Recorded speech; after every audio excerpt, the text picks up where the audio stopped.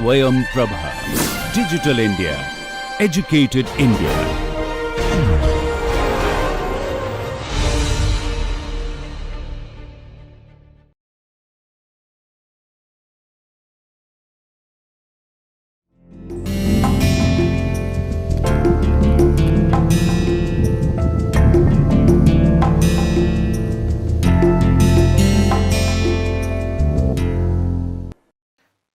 Welcome to today's lecture on basic control systems for mechanical engineers. Today we are going to understand about frequency domain from the point of a Bode plot and how we can plot a Bode plot. So let us start with the transfer function g of s, which is y of s divided by u of s. Now let us take u of t to be sine omega naught t. So this is a sine wave with omega naught as the frequency. Now if this is u of t, then from the Laplace tables we can get that u of s is equal to, this is a sine omega naught t, then this will be a omega naught divided by s square plus omega naught square. So if this is u of s, then y of s will be basically g of s times u of s, which is a omega naught divided by s square plus omega naught square. Now once we have this, as we had seen in our previous lectures, what we can do to find y of t is basically break this down using partial fractions. So say it can be expressed as alpha 1 divided by s minus p1 plus alpha 2 divided s minus p2 and so on to alpha n divided by s minus pn. So here p1, p2 up to pn are poles of g of s, and we make the assumption that they are distinct, and alpha 1, alpha 2 and alpha n can be obtained using at the coefficients of this partial fraction and can be easily obtained. In addition, this was more a contribution of g of s. Now we have this second order term here. So for that, what we will have is some alpha naught divided by s plus j omega naught plus the complex conjugate of alpha naught divided by s minus j omega naught. So once we have this, we can express y of t as alpha 1 e to the power p1 t plus alpha 2 e to the power p2 t, so on till alpha n e to the power pn t. And the contribution of this terms is basically 2 mod of alpha naught cos omega naught t plus phi, where basically phi is tan inverse of the imaginary part of alpha naught divided by real part of alpha naught. So alpha naught is a constant which is a complex number. Now if p1, p2 up to pn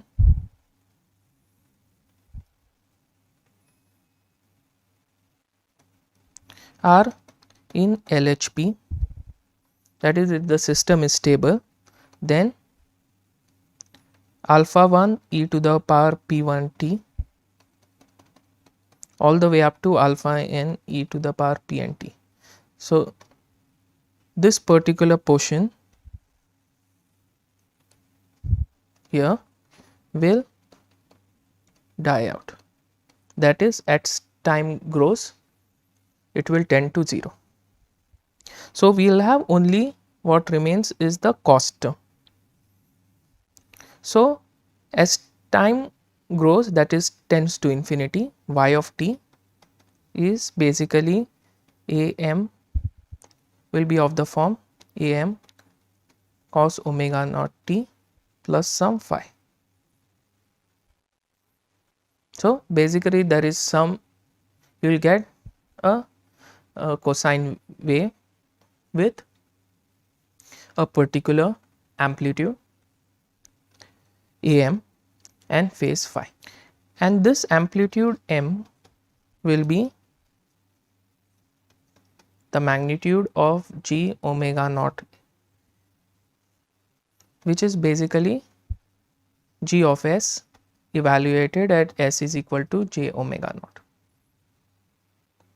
and this phi will be tan inverse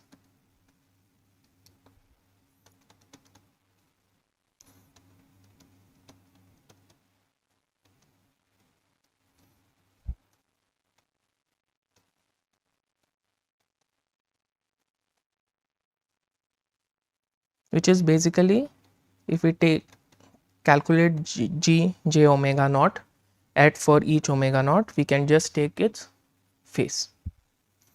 Now, so this part, say I give to some system 10 sin t. So, it will look something of this form, the output will look something of this form.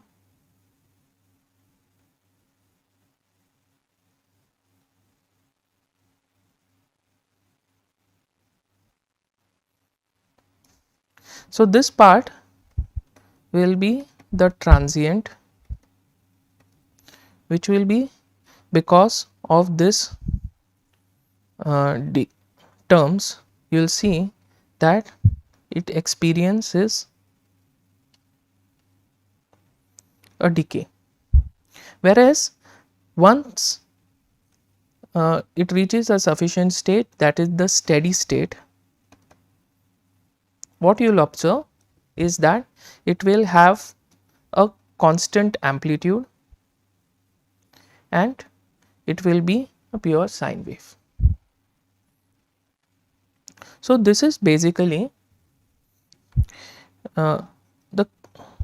basically if you have any system, you can start with some a sine omega naught t.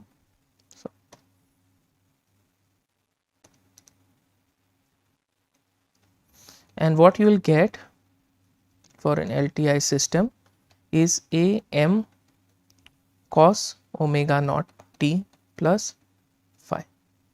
So, basically this m is the magnitude amplification because of this LTI system, which is given by, we take g at j omega naught. This will be, once we substitute in place of s j omega naught, it will be a complex number.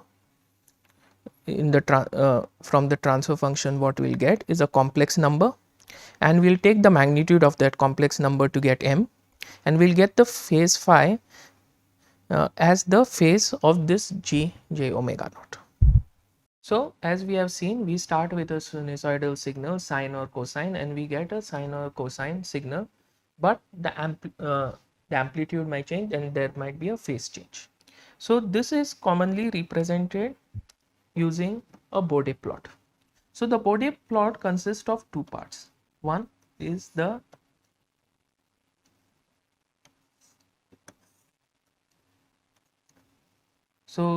magnitude, and the scale represented is 20 log 10 of m, and the units is decibel.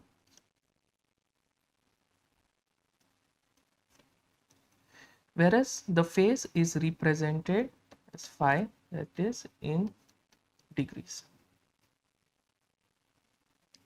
So, that is basically the y axis for both these plots. So, this is the magnitude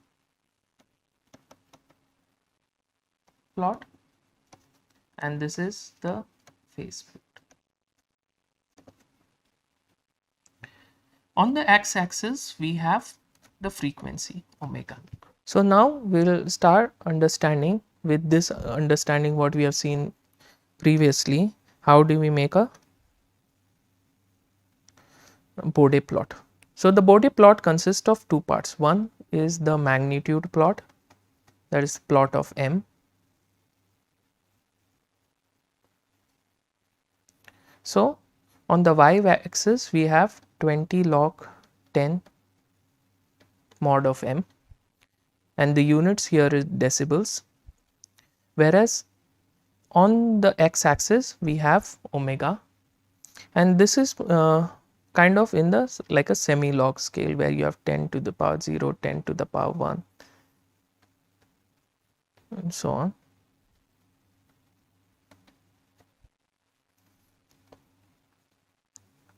Similarly, we have a phase plot where we plot this phi, which is units are degrees, and the x-axis is the same as the magnitude plot. So now what we are going to do, based on our what we have discussed so far, we are going to consider a couple of examples. So the first one is determine the sinusoidal steady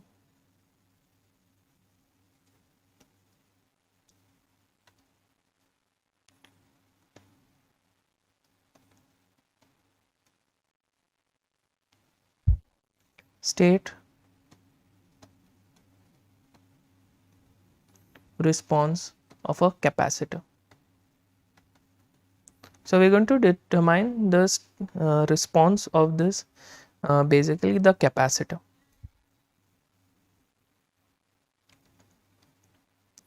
So here we have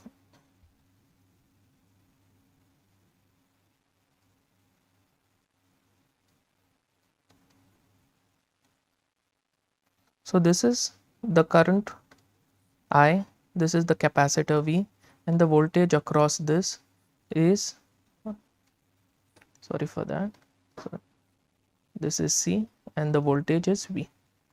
So we need to find G of, first we will need to find G of S, which is we are considering I of S divided by V of S.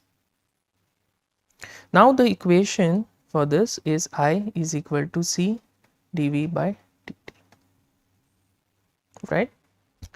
And from this we can conclude that if we convert this to the Laplace domain, what we find is I of S is equal to C S V of S.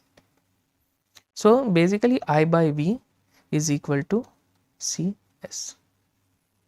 Now what we need to do is we need to find the magnitude and the phase. So the magnitude is, we take the magnitude of G and instead of S we substitute J omega naught. So this will be magnitude of C J omega naught, and the magnitude of C J omega naught is basically C omega naught. So this is basically, you can see, frequency dependent.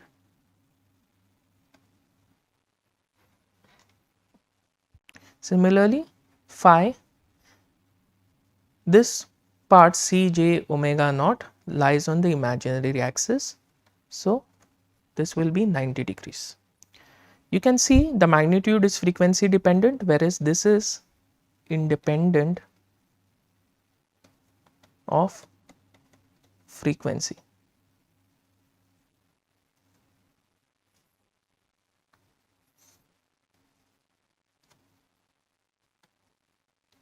So you can see here, we consider the omega axis, and this is the magnitude plot. So it will keep on rising, the function of C omega, whereas phi will just be a constant at 90 degrees. So here for a simple capacitor we have found the sinusoidal steady state response and plotted its Bode plot. Okay, so this was one example. Now let us take another example. So let us determine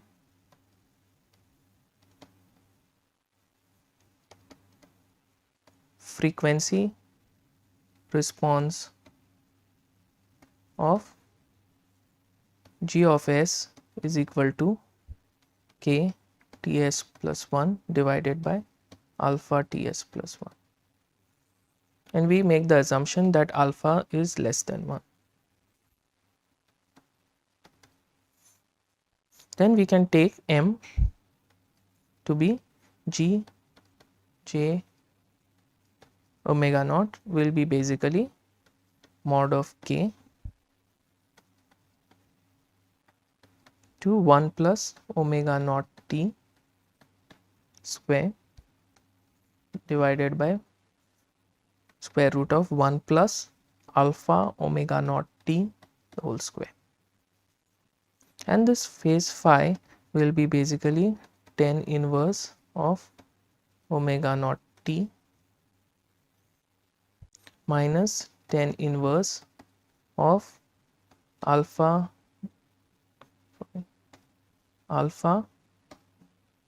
omega naught t. So what we will see here is that at low frequencies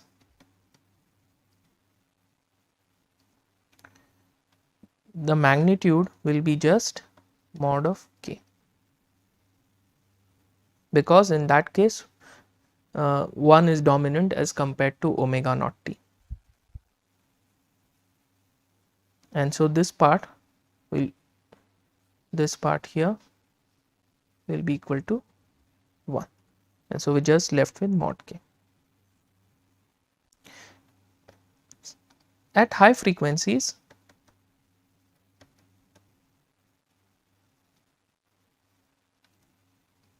what we are left with is m is equal to mod k by alpha.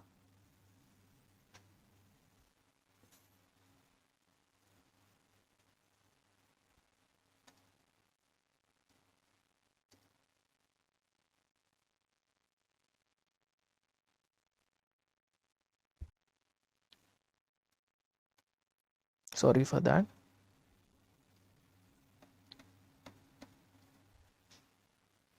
It is basically k by alpha. So now if we make the magnitude plot,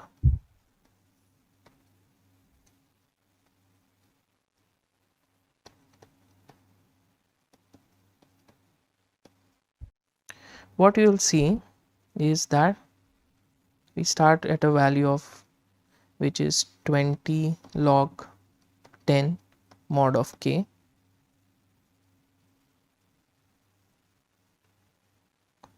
and then since alpha is less than 1, k by alpha will be greater than k. So basically what happens is this plot will keep on rising till it reaches a value which corresponds to 20 log 10 k by mod of k by alpha. Now in terms of phase, at low frequency it will be either 0 degrees or 180 degrees depending on the sign of k. Similarly, at very high frequencies it will be either 0 or 180 degree. So Bode plot looks something of this form. So say we assume that it starts from 0 degrees, it will be, so it will go rise and then come back to 0 degrees. So this is the phase plot. So now we have done a couple of examples.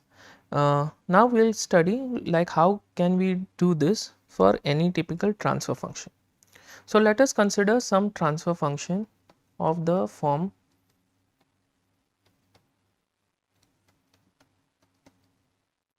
divided by, so there is some constant k multiplied by s plus z1, so that basically there is a 0, divided by s, then s plus p1 as pole, plus you could have some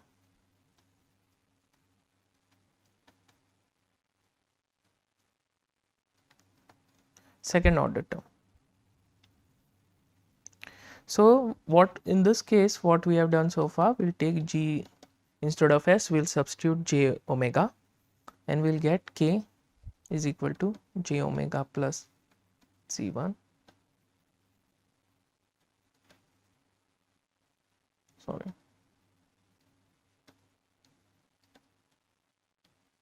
instead of s we will substitute j omega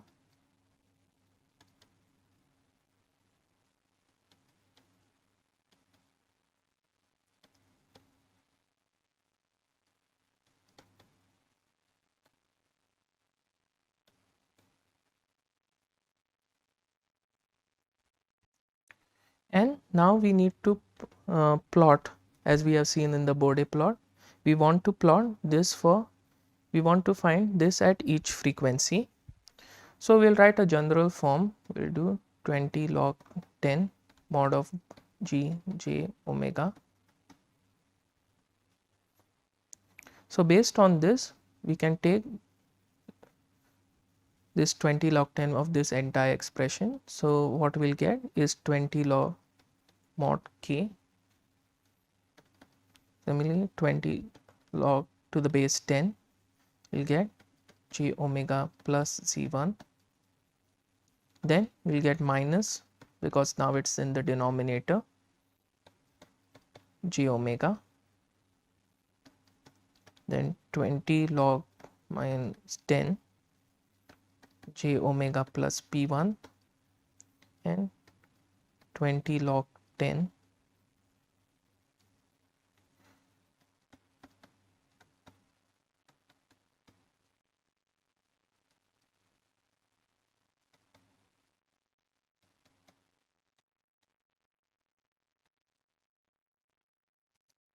so we get this kind of expression.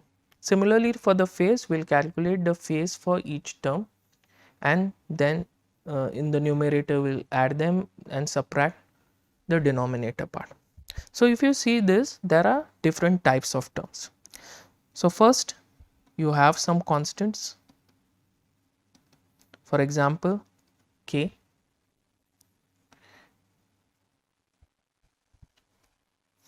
Second, you could have poles or zeros at the origin. So in that case you will get some terms of the form j omega raised to the power plus or minus 1. The third set of terms could be poles or zeros not at the origin. So in that case you will have some terms of the form j plus 1 raised to the power plus or minus 1. And finally you have second order terms. It is 1 plus 2 zeta j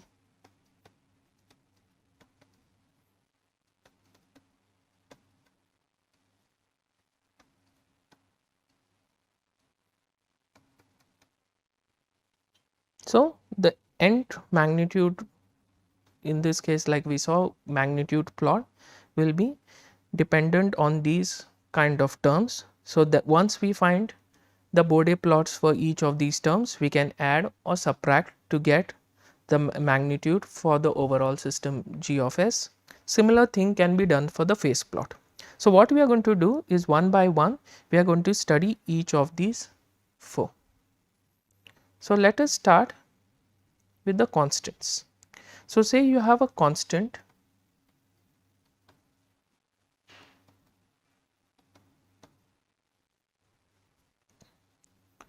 so we are going to plot say the magnitude and say the constant is k. So irrespective of what's the frequency, since the constant doesn't depend on frequency, we'll have a constant straight line. So that will be 20 log base 10 mod of k.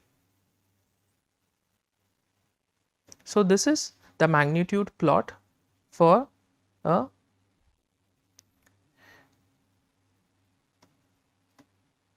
constant. So now we have studied the magnitude plot for a constant. Now let us look at the phase plot. So here we will have basically two cases. One is the constant is positive. So in that scenario, we will have the phase will be 0 degrees and there is no variation with the frequency. And as we have seen, we are just going to calculate for individual components and then add up. So a positive constant means there will be no change in phase. So you do not add or subtract anything.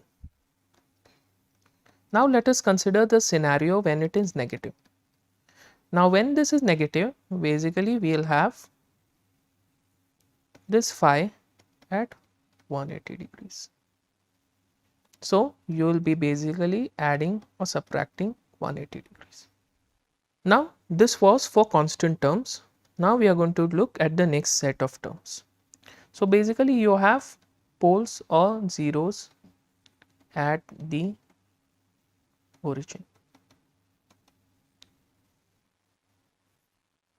So in this case, so let us first start with the zeros and let us have a look at the magnitude plot. So if you see the magnitude plot,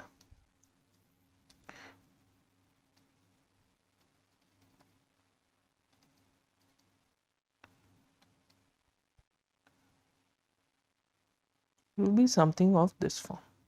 So it will be a straight line with a constant slope of 20 dB per decade. So it will within a decade it will rise by 20 dB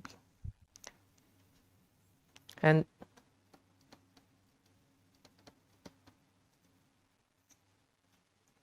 at omega is equal to 1 it will be 0.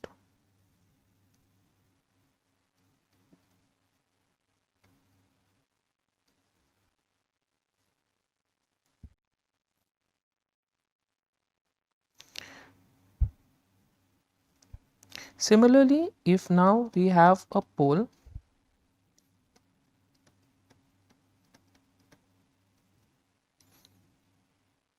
this will be a line with a negative slope minus 20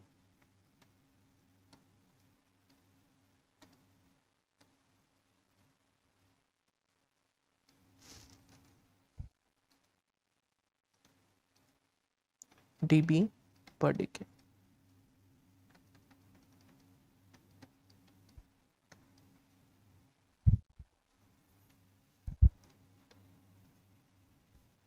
And here we are assuming that the units for this is radians per second. Commonly this is radians per second or hertz and this is in decibels. Now let us come to the phase part. So if we look at the phase part as we had seen in that example for the capacitor,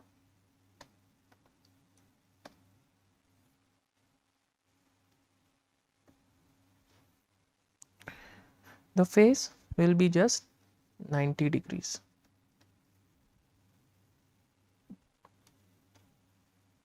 So basically you will be adding 90 degrees if you have a 0.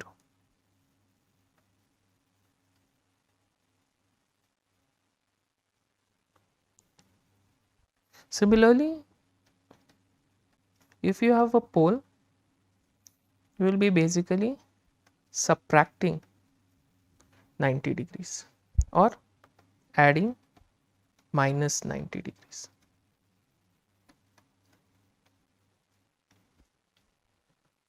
So this is our understanding of when the poles or zeros are at the origin. Now let us consider the third case where poles or zeros are not at the origin. So in this scenario, what happens is you will have a term of the form, say let us start with zeros. You will have 1 plus j omega t. So here you will have, let us consider the magnitude plot. So in this case, what you do is you consider frequency 1 by t, and you start with an asymptote at 0 dB, and the initial value of this asymptote is 0 dB, and then it goes with a becomes a straight line, that is a positive slope with a slope of 20 dB per decade, similar to what we had seen here.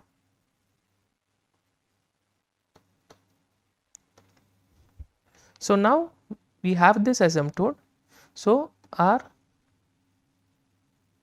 Bode plot will be something of this form.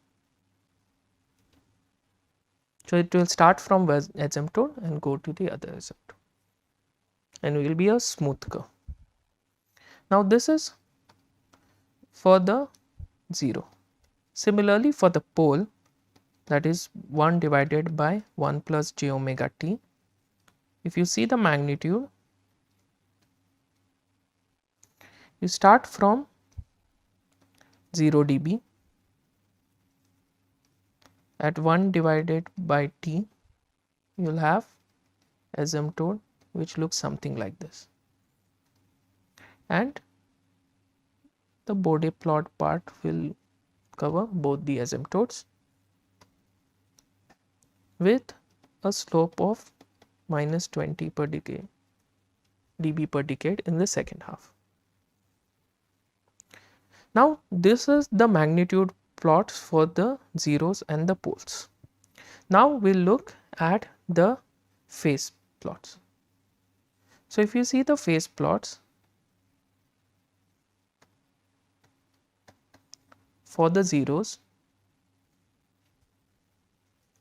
that is 1 plus j omega t, what will happen is it will start from 0 degrees, and as we have seen in the previous analysis, it has to go to 90 degrees. So there will be one part 0 degrees, another part will be 90 degrees. So for example, say this part is 0 and this part is 90 degrees. This 0 will be up to 0.1 divided by t. This will be up to 10 divided by t, and then we'll have another part which connects the two, which is something of this, like a smooth curve, which will be at minus plus 45 degrees, and this will be 1 divided by t. So your final Bode plot for the phase part will look something like this, denoted by this green line.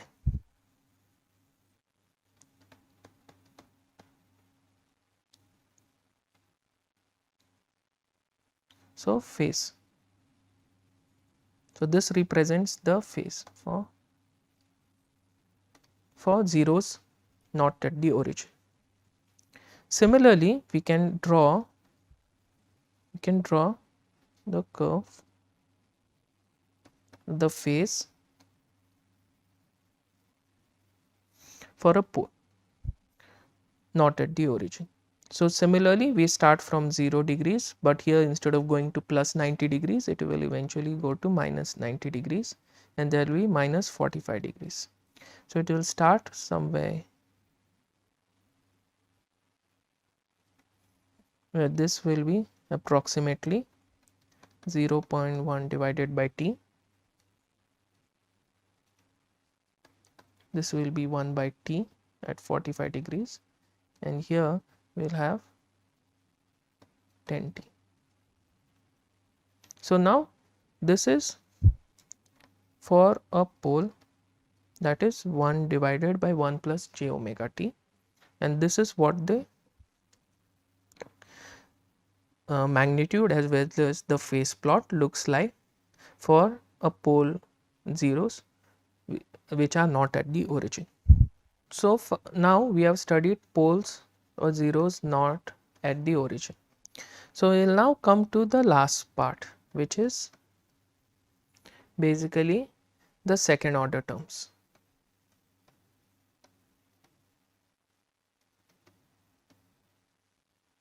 So in second order terms, basically let us consider g of s to be equal to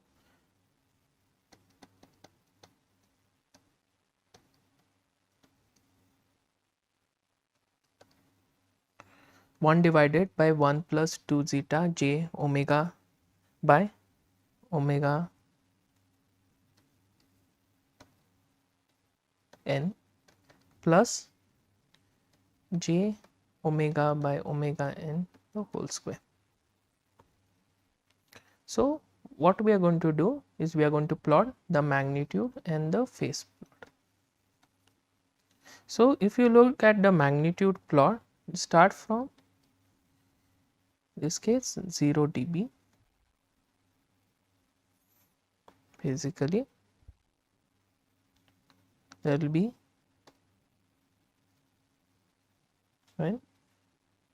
asymptote, something of this form, and this asymptote will be, if we consider the x axis to be omega by omega n, this asymptote will be at 1, that is omega is equal to omega n.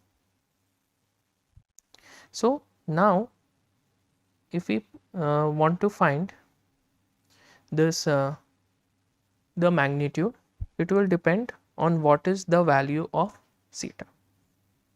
So for example, one curve will be, you can get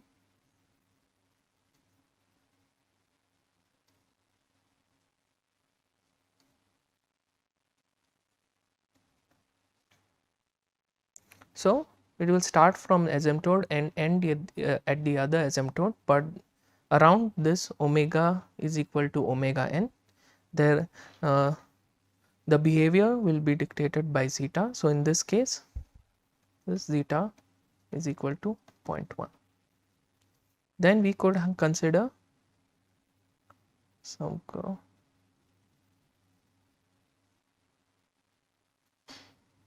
Now for this particular curve, this is zeta is equal to 0.2, and so on we can continue. So we'll get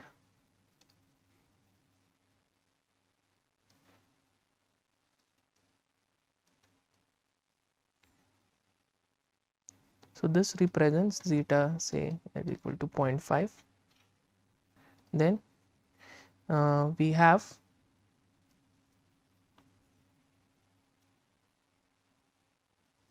sorry for that.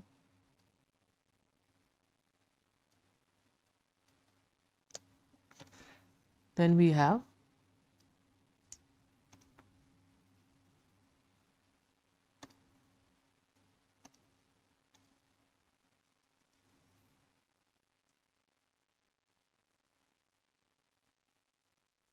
So this particular curve represents zeta is equal to 0.7 and so on. We can go up to zeta is equal to 1. Similarly, now if we consider basically the phase plot, what you will see that it will start from 0 degrees, and since there are two poles now here from our previous discussion, it will end up at 180 degrees. So basically you will have till 1, and so it will follow this kind of a these asymptotes. So say when we have basically zeta is equal to 0.1,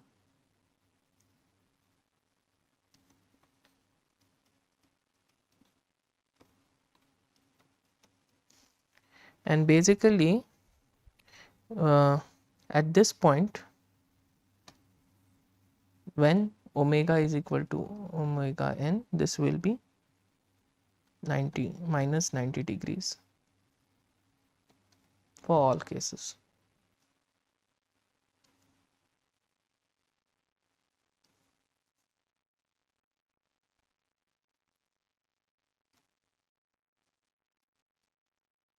In this manner we can continue to get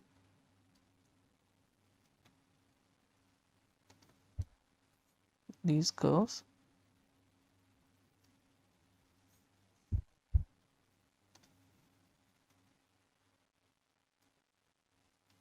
So this is what a typical sketch of the second order terms for a Bode plot looks like. So here we have the magnitude, here the phase. So far we have considered different terms. We have considered 4 different types of terms: constants, poles, zeros at the origin, poles, zeros not at the origin, and second order terms. So once we get the magnitude and phase for each one, we perform this kind of a calculation to get the overall magnitude and overall phase. So now what we will do is we will consider a simple example. So let us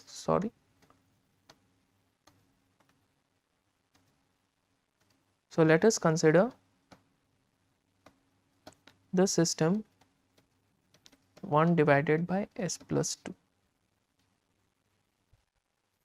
So g j omega in this case will be 1 divided by j omega plus 2. So what we can do is divided by, instead of 2 we want it to be of the form 1 plus j omega t, right, as we had discussed. So we'll divide everything by 2. So we'll have 1 plus j omega by 2.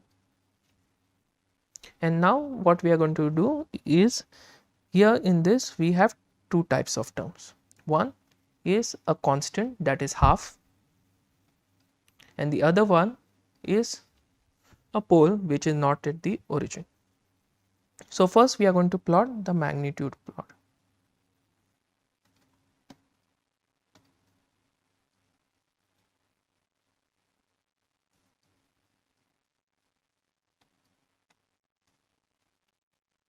So in this plot what we are going to do, first we know this magnitude will be basically here will be 20 log 10, which corresponds to some of the form minus 60. And if we look at 1 plus j omega by 2, we know that it will have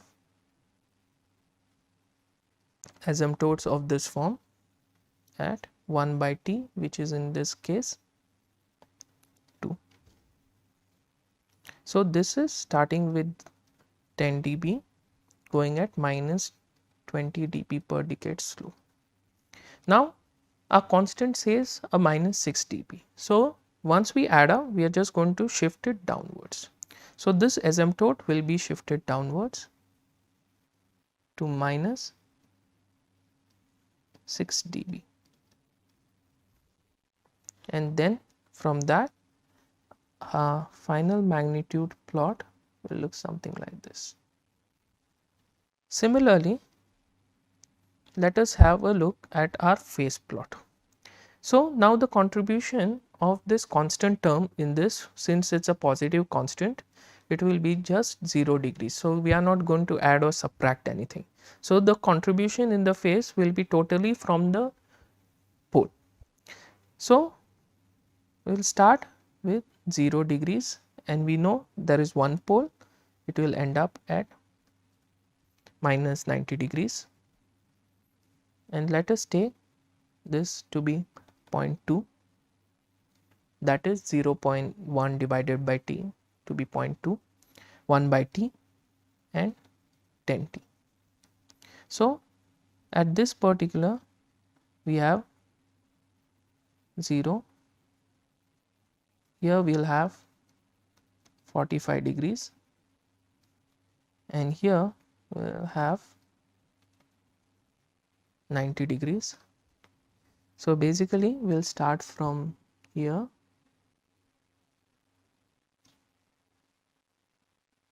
it will be something of this form. So this represents the Bode plot, the magnitude as well as the phase for this simple system. So now we have understood how we can draw a Bode plot. We can use these Bode plots, this information about the frequencies and how the system reacts at different frequencies to design a control system. For example, for a second order system, we know that at resonance, that is at omega is equal to omega n, the amplitude can be very high, especially at lower damping ratios. So in that case, we can try to avoid in our design controllers such that we can negate this effect. Also, then there are other characteristics we can look at these Bode plots and determine how we want to go about designing a controller. Say we know that that we have noise in our system or some disturbance which is say at low frequency. Then we will design a controller such that the transfer function going from the disturbance to the output will be such that the magnitude at these low frequencies will be low and comparatively higher at higher frequencies. Similarly, if we know we have some noise or disturbance at high frequencies, then we would like to design a system of this form. So this represents the magnitude. Now besides this information, some important terms which are very essential in terms of control design. So one is about margins. So the first one is gain margin, GM, is the factor by which the gain can be raised before instability occurs.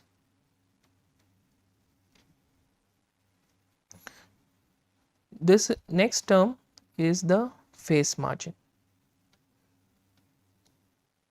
denoted as PM. This is the amount by which the phase of G J omega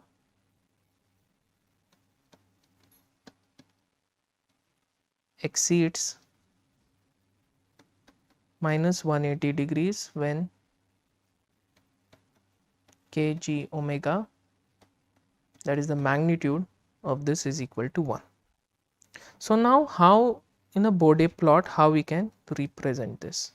We have seen the definition for the margins. Now let us consider what happens on the Bode plot. So let us draw the Bode plot axis.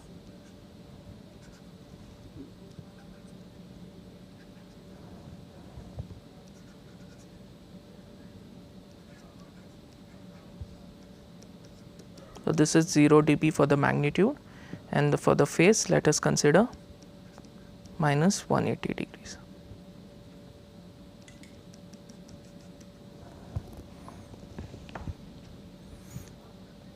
So we have seen that the open loop expression characteristic equation gives us for the open loop part of the system that k into g of s is equal to minus 1. Minus 1 corresponds to a magnitude of 1 and a phase of minus 180 degrees. So say we have an open loop system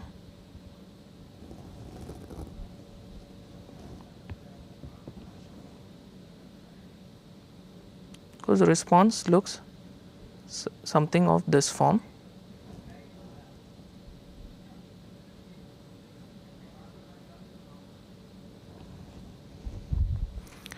So let us consider what happens when phase is equal to minus 180 degrees.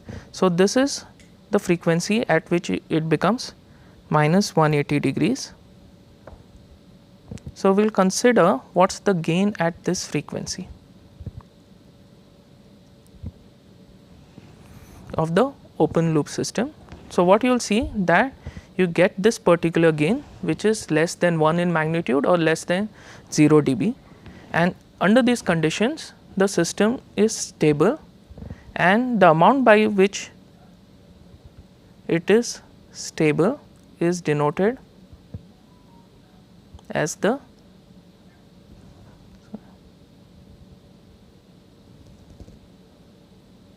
amount by which it is stable as denoted as the gain margin GM. This denotes, for example, now if we start increasing k, this plot, as you know, this gain part will move upwards and it will reach a point where this relationship will be satisfied, and then onwards the system can become unstable. So this margin denotes by what amount this system is away from this condition and is stable. If this gain is below 0 dB, then it is stable, above it is unstable. Now let us consider when this magnitude intersects this 0 dB axis, that is the magnitude becomes 1. So under these conditions the amount by which the phase exceeds minus 180, this part is called the phase margin, and since it is above it is stable, and this PM denotes the amount by which it is stable. So here we have defined what is gain margin and phase margin on the Bode plot. So bandwidth basically represents, so let us take the magnitude plot and let us say it starts at 0 dB, and after certain point of a closed loop system, this is what the Bode plot we get, and this is a system, closed loop system intended for tracking. So what you will find is this is at 0 dB. So after a particular frequency you will see that the gain has dropped and it is not able to track that efficiently. So to quantify this, what the quantity which is used is called the bandwidth. So bandwidth is basically where this from the DC gain of 0 dBs, it has dropped to minus 3 dB.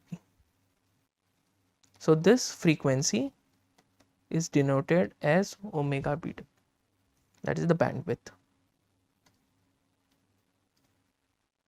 and this is measured on the magnitude plot.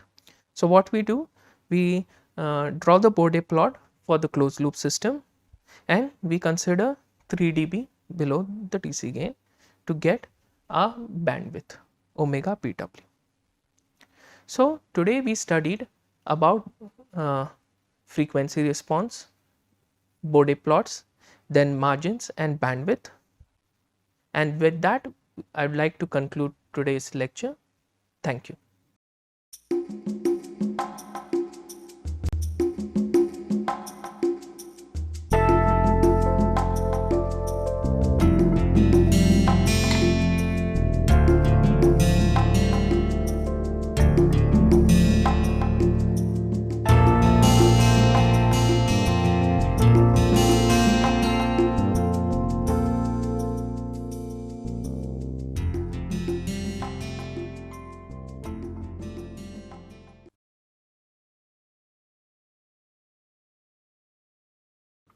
Hello and welcome to this piece of literary snippet.